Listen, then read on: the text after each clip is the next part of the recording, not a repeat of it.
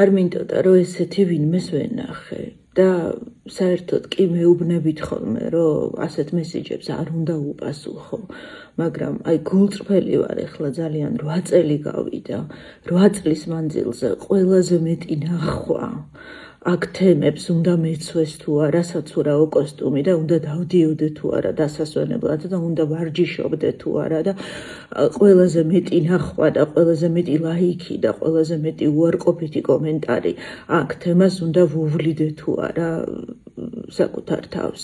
ყველა დღე ბრძოლაა ჩემნაირი ქალისთვის. დილა რომ თენდება, მერე რა რომ დრო გავიდა, ეს ტვირთი ზურგზე გაქვს წამოკიდებული და ამ ტვირთს დაატარებ და ამითი ცხოვრებას სწავლობ, მაგრამ არც ერთი წამით არ გავიწყდება.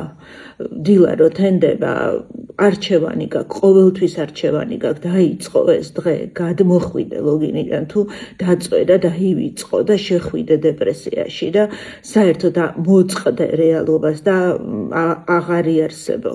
ყველა დღე არის ბრძოლა. და ბოდიში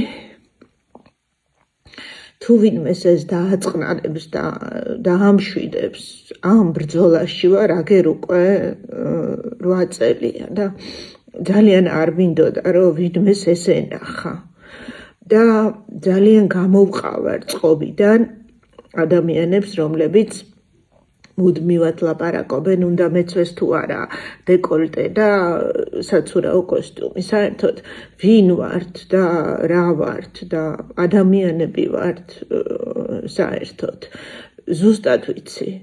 აი როგორც თქვენ ამბობთ ხოლმე რომ ჩავძაღლდები და მივალ ჩემ შვილთან ზუსტად ვიცი და ასე მეტყვის რომ ვერა მაგარი გოგო იყავი.